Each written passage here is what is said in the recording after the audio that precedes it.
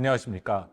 오늘은 5월 달에 북한이 보여준 아주 특이한 도발에 대해서 좀 말씀을 드리도록 하겠습니다. 하나는 오물풍선이었고요. 또 하나는 10여 발의 북한의 단거리 탄도미사일을 한꺼번에 발사를 했다. 이 두 가지는 그간 북한이 한 적 없었던 이제 그런 유형의 도발입니다. 그렇기 때문에 오늘은 그것을 북한이 도대체 어떤 의도로 이런 것을 했는지에 대한 좀 설명과 저의 분석을 말씀드리는 시간을 갖도록 하겠습니다.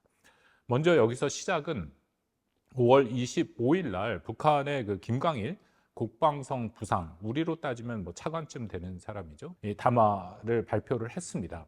이 담화의 내용을 보면 세 가지를 경고를 했는데, 하나는 한국과 미국이 최근 강화하고 있는 공군력 또 감시 정찰과 관련된 문제 제기와 더불어서 한미가 하고 있는 연합 그 공중 훈련에 대한 전반적인 문제 제기를 했습니다. 이것을 북한은 군사적 긴장을 조성하는 핵심적인 도발 행위다. 뭐 늘 북한은 그렇게 얘기를 하니까요. 두 번째는 이 삐라 얘기를 했습니다. 전단이죠. 한국의 북한 인권 단체들이 북한으로 보내고 있는 이 전단에 대해서 다시금 문제 제기를 했습니다. 이런 표현이 나옵니다. 한국의 비열한 심리 모략 책동이 이제 등장하고 있다. 뭐 이제는 북한 매체에서 한국이라는 표현을 보는 것이 이상해지지 않았습니다. 이제는 뭐 여러분 아시다시피 연말 연초에 김정은이 대남 관계, 남북 관계를 교전국 관계다라고 선포한 이후에 그것을 더 이상 하나의 민족이 개념을 없애버리고 대한민국이라고 얘기합니다. 그래서 양자 관계, 남북 관계를 얘기할 때 조선민주주의인민공화국과 한국과의 관계, 조한 관계라는 표현도 나오고 있죠. 세 번째는 그 적의 해상 국경 침범 횟수도 늘어났다.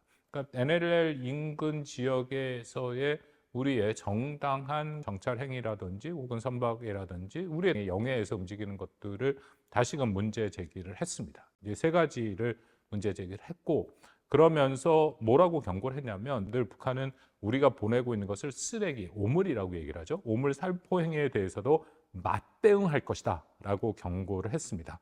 뭐라고 또 정확히 얘기했냐면, 수많은 휴지장과 오물짝들이 곧 한국 국경 지역과 중심 지역에 살포될 것이며, 이를 수거하는데 얼마나 많은 공력, 노력이라는 얘기인데 드는지 직접 체험하게 될 것이다. 이것이 5월 25일에 김 부상이 얘기를 했던 겁니다.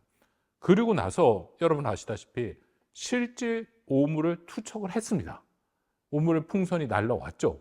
우리 굉장히 당황했습니다. 그 풍선이 날라오는데 사실 1차적으로 그 풍선 안에 뭐가 들어있는지를 정확하게 판단할 수 없기 때문에 정부에서 경고를 보내고 그리고 그것을 수거해 가는 광경이 있었죠. 그런데 그걸 열어보니까 정말 말 그대로 오물이 들어있었습니다. 뭐 분변도 있었고 뭐 여러 가지 헌 신발, 뭐 정말 쓰레기들을 풍선에 달려서 보냈습니다. 이게 라텍스 풍선이라고 해갖고 큰 2개짜리 풍선인데 이게 잘 찢어지질 않는 그런 풍선입니다. 그리고 풍선이 다 달려 있는 것 같지는 않은데요. 타이머가 달려 있어서 일정 시간이 지나면 자동으로 폭파해서 어떤 지점에 떨어지도록.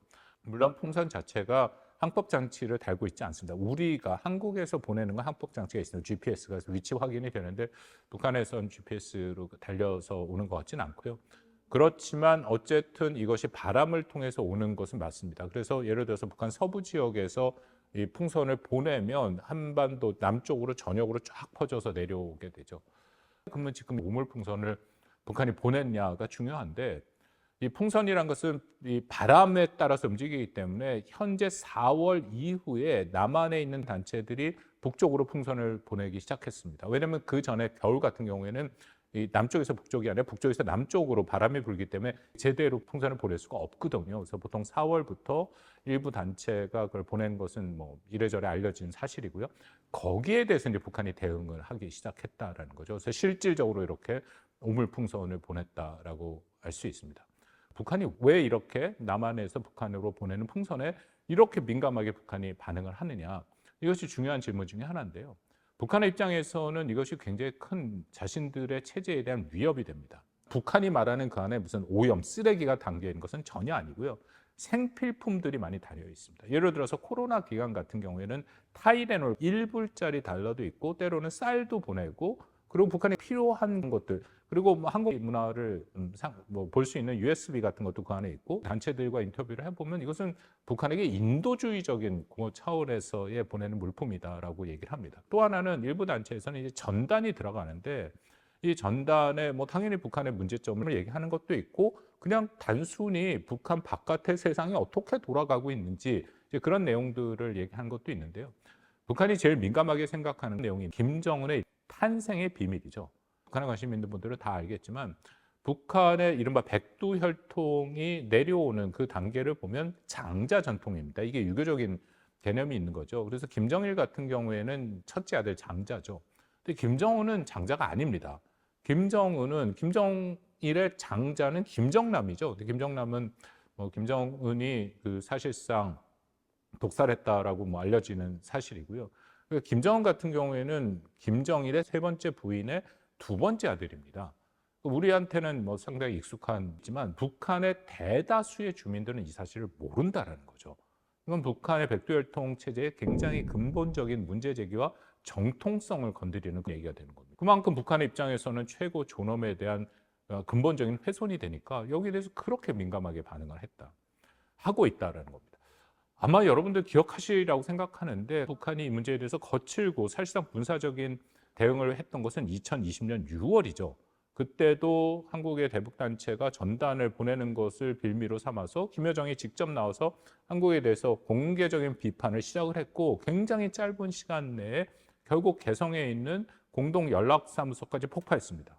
당시 문 전 대통령도 한 두 번쯤 이 문제를 해결하겠다라고 얘기를 했었고 뭐 통일부와 당시 뭐 정부 부처들 다 나와서 이 문제 해결하겠다. 문제를 해결하겠다라는 것이 한국에서 북한으로 보내는 대북 전단을 막겠다라는 거죠. 그래서 나중에 뭐 우리가 흔히 말하는 대북 전단법이라는 게 국회를 통과해서 그런 상황까지 왔고, 그러니까 그만큼 당시 한국 정부가 적극적으로 이 문제를 해결하겠다고 나섰음에도 불구하고 북한은 그런 걸 다 무시하고 이것을 극도로 긴장을 조성을 시켰습니다. 6월 16일쯤 북한의 총참모부가 4개의 군사행동을 하겠다라고 이제 밝히는데요. 거기에 뭐가 들어있냐면 금강산과 개성지구에 다시금 자신들의 연대급 부대를 배치하겠다라고 얘기를 합니다. 거기는 남북 합작 사업의 상징적인 것인데 다시 군사화하겠다는 거. 두 번째는 남북 군사합의에 따라서 비무장지대의 이 감시초소 GP라고 불리는 거죠. 그것을 다시 복원하겠다. 물론 뭐 9.19 군사합의 작년에 북한이 무력화 선언한 후에 다시 복원했습니다. 세 번째 군사행동으로 남한과 북한의 전선을 전체적으로 경계 근무 급수를 1호, 그러니까 굉장히 높은 수준의 그런 위험도를 얘기를 하는 대비태세로 전체적으로 올리겠다라고 얘기를 하고, 네 번째 마지막에 이런 얘기를 합니다. 대남 삐라살포의 유리한 지역들을 개방하고 북한 인민들이 이 대남 삐라살포 투쟁을 할 수 있도록 군사적으로 보장하겠다. 다시 말씀드려서 한국으로 향해 삐라를 보내겠다라고 얘기를 한 겁니다.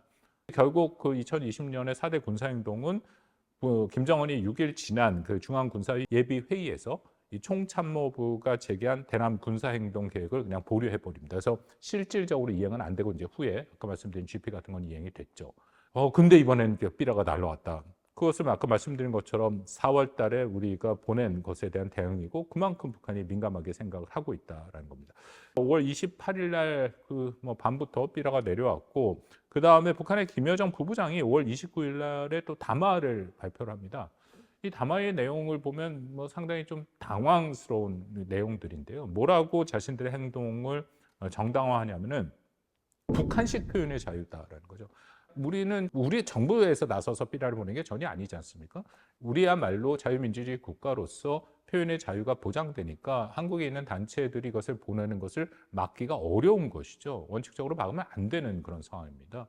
북한은 마치 이거를 거꾸로 얘기를 해서 이제 자신들도 표현의 자유를 표현한다라고 얘기하는데 여기는 당연히 상식적으로 여러분 생각해도 몇 가지 문제점이 있습니다. 첫 번째는 국가가 주체가 돼서 표현의 자유를 표현하는 것은 아니죠. 표현의 자유라는 것은 국민들의 표현의 자유를 보장해 준다. 그렇다면 한국은 북한 인권을 생각하고 북한을 도와주고 인도주의적인 측면에서의 그런 고민을 하고 있는 한국민들이 표현의 자유를 통해서 여러 가지 정보를 유입하는 것을 보장해 줄 수밖에 없는 그런 체제고, 북한이 한국한테 보내는 말 그대로 오물과 쓰레기라는 것은 이것은 북한 정부가 나서서 한 겁니다. 북한의 대남 군사 작전과 여러 가지 것들을 총괄하는 북한의 총정찰국에서 나서서 이것을 한 거죠. 그럼 당연히 정부 주도고 김여정이 정부의 부부장 역할을 하고 있지 않습니까? 그 정부에서 나와서 얘기를 한 거고 아까 말씀드린 북한의 국방상의 김부상 같은 경우 정부 인사입니다. 그러니까 정부 주도가 정부가 표현의 자유를 표현한다?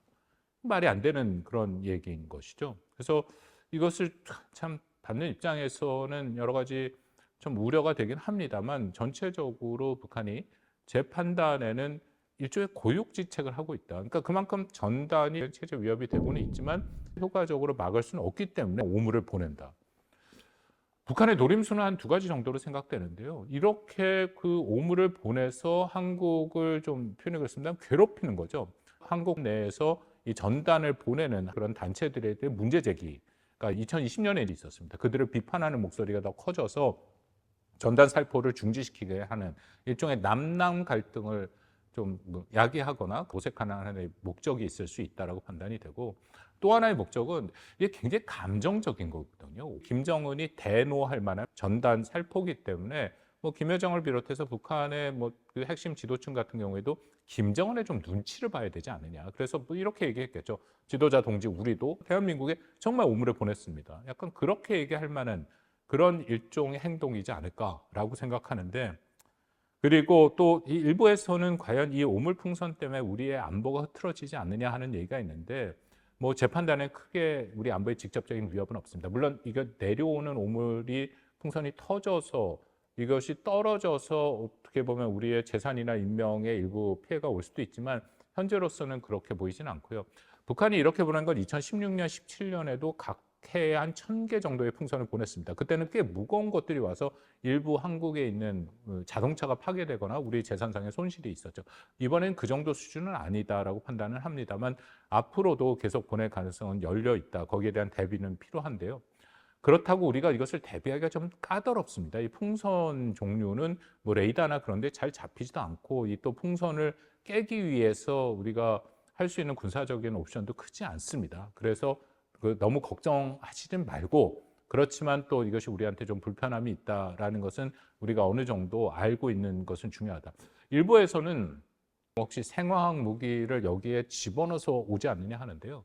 풍선을 통해서 생화학 무기를 북한이 투사할 가능성은 거의 없다라고 봅니다. 왜냐하면 풍선에 뭔가 생화학 물질이나 터트리면 이 공중에서 폭파하는 거기 때문에 땅에 떨어지는 순간 효과가 없습니다. 그러니까 실질적인 무기로서의 효과가 없는 것이고요. 또 하나는 생화학 무기라는 것은 대량 상시상 무기. 대량 상시상 무기를 만약 한반도 이런 식으로 전역으로 퍼뜨린다는 것은 이건 전면전입니다. 더군다나 북한의 대량 살상 무기가 한국에 투사되는 그 순간 한미가 갖고 있는 모든 군사적인 옵션은 다 열립니다. 대량 살상 무기이기 때문에 북한이 그렇게 할 가능성은 없고 정말로 만약 남침을 전격적으로 생화학 무기까지 사용하려면 자신이 갖고 있는 다른 투발 수단들을 활용해서 전략적 목표를 정확하게 하겠죠. 이런 풍선을 말씀드린 것처럼 그냥 바람 따라 날아가는 거기 때문에 전략적 목표를 정확하게 조준하는 것은 불가능한 것입니다. 두 번째, 아까 말씀드린 북한의 단거리 탄도미사일에 대해서 좀 말씀을 드리겠습니다. 10여 발을 동시에 쏜 것은 뭐 흔한 일은 아니죠. 그래서 왜 도대체 북한이 이런 것을 했느냐. 여기에 1차적인 이유는 위성이랑 관련이 있습니다. 5월 26일 날 한일중 그 정상회의를 리창 총리가 와 있는 그 순간에 북한이 위성 발사를 하겠다라고 통보를 한 것은 중국을 굉장히 불편하게 만드는 행위는 맞습니다. 어쨌든 위성 발사를 예고를 했기 때문에 한국에서는 거기에 대한 대비가 필요하죠. 그래서 북한이 5월 26일 날 위성 발사를 얘기하고 5월 27일 날 우리 한국 공군이 합참이 주도해서 공군 훈련을 합니다. 여기에는 한국이 갖고 있는 첨단 전투기들이 동원이 되는데 거기에 F-35A 스텔스 전투기도 같이 동원이 됩니다. 약 20여 대가 공군 편대 비행을 했고 어디까지 올라갔냐면 이게 비행 금지선이라는 것이 있습니다. 비행 금지선은 군사 분계선의 10km 이남까지거든요. 왜냐하면 이게 비행기들이 굉장히 빠르기 때문에 10km 이쪽으로 넘어가면 잘못하면 쉽게 북한으로 넘어가서 저쪽엔 큰 위협이 돼서 일부러 금지선을 10km 이 정도로 하죠. 근데 이건 어떤 또 의미가 있냐면 거기까지 올라갔다는 것은 사실은 언제든지 북한으로 갈 수 있다라는 의미도 동시에 그러니까 북한한테 확실한 경고의 메시지를 주는 겁니다. 여기서 F-35A가 중요한데 스텔스기입니다. 스텔스기의 가장 큰 특징은 북한 레이더에 안 잡힌다라는 거죠. 다시 말씀드려서 북한은 F-35A가 북한의 평양 상공까지 가더라도 이게 뭔지 모릅니다. 레이더에 조그만 점 정도로 보이기 때문에 이것을 대비할 수 있는 대공 방어 능력이 없다라고 보시면 됩니다. 그래서 북한이 정말 한국을 향해 공격을 하거나 그런 상황이 올 때 이 F-35는 북한의 뭐 이런 정찰 위성 발사장과 또 대륙간 탄도미사일 혹은 북한의 중요 목표들을 다 타격할 수 있는 그런 능력을 갖고 있고 그런 용도로도 사용되죠. 비슷한 무기 체계가 또 있죠. 미국이 갖고 있는 것, 한국에는 배치 안 돼 있습니다만 오키나와 가네다 공군기지에 있는 F-22가 있습니다. 현존하는 최강의 그런 스텔스 전투기죠. 미국이 이 F-22는 동맹국에 팔지를 않습니다. 왜냐하면 시뮬레이션을 해봤는데 F-22가 F-16인가요? 148대를 F-22 한 대가 다 부셨다. 그러니까 막강한 전투 능력을 갖고 있는 겁니다. 가네다 기지에 있는데 제가 가본 적이 있습니다. 일본은 한국이랑 좀 달라서 그 가네다 공군기지, 우리 같으면 군사시설로 다 막혀 있을 텐데 그 근처에 그 활주로와 F-22 경납고를 다 볼 수 있는 일종의 이렇게 전망대 같은 데가 있더라고요. 그래서 올라가 봤더니 전망대 꼭대기에 이렇게 대포 카메라 같은 거를 든 뭐 약간 일본의 오타쿠 있죠. 군사 오타쿠들이 쭉 있었는데 제 생각에 그중에 뭐 적지 않은 숫자는 북한이랑 연계가 되지 않았을까. 왜냐하면 F-22가 경납고에서 나오면 그 순간에 김정일 같은 경우에는 잠적했습니다. 그만큼 김정일의 입장에서는 이것이 자신에게 치명적인 무기다라고 그렇게 판단을 했었던 것이죠. 비슷합니다. F-35에 대해서 김정은은 틀림없이 굉장히 큰 위협을 느꼈을 것이고 특히 위성 발사를 예고했고 북한의 그간 위성 발사의 여태까지 행동의 패턴을 보면 보통 하루 이틀 사이에 합니다. 발표한 날. 그렇다면은 26일 날 위성 발사 예고를 했기 때문에 발사장에 가 있을 가능성이 매우 높은 거죠. 김정은이. 뭐 딸 주애를 데리고 갔을 가능성도 있죠. 만약 성공했으면 그 자리에서 성공한 것을 보여줘야 되기 때문에. 그렇게 위성 발사장에 가 있는 그 순간에 한국 공군의 F-35A가 움직였다라는 것은 이건 김정은에게 우리가 분명히 경고의 메시지를 보냈다라는 건데 이거 우리가 공개를 했죠. 공개를 한국이 했기 때문에 김정은이 안 거지 공개 안 했으면 몰랐을 겁니다. 그만큼 북한의 입장에서는 이걸 절대 감당을 못할 그런 무기죠. 이게 김정은한테 큰 위협으로 다가왔고 그러기 때문에 5월 28일 날 위성 발사 실패하고 나서 김정은이 국방과학원을 방문해서 하는 연설에 이런 내용들이 있습니다.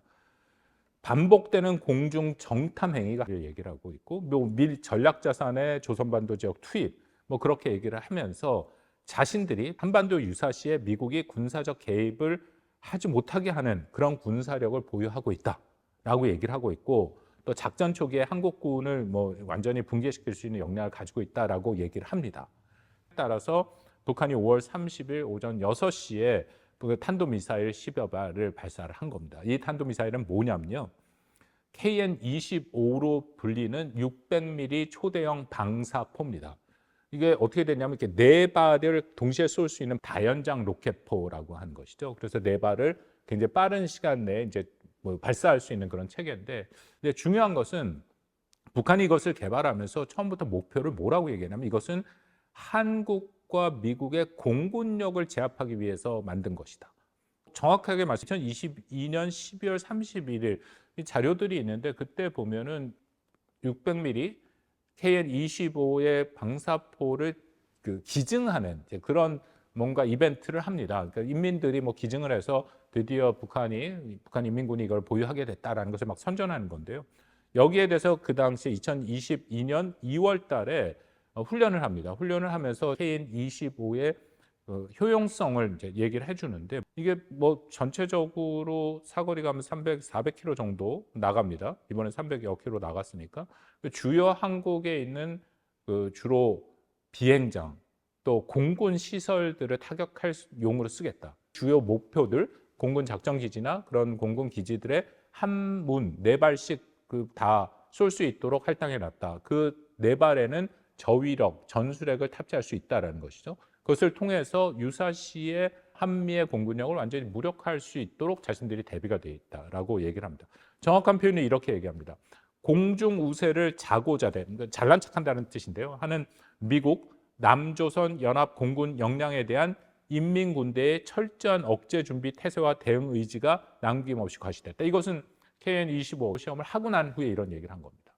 정리해서 말씀드리면 제공권은 100% 한미가 갖고 있습니다. 북한은 비행기, 전투기가 제대로 뜨는 게 없습니다.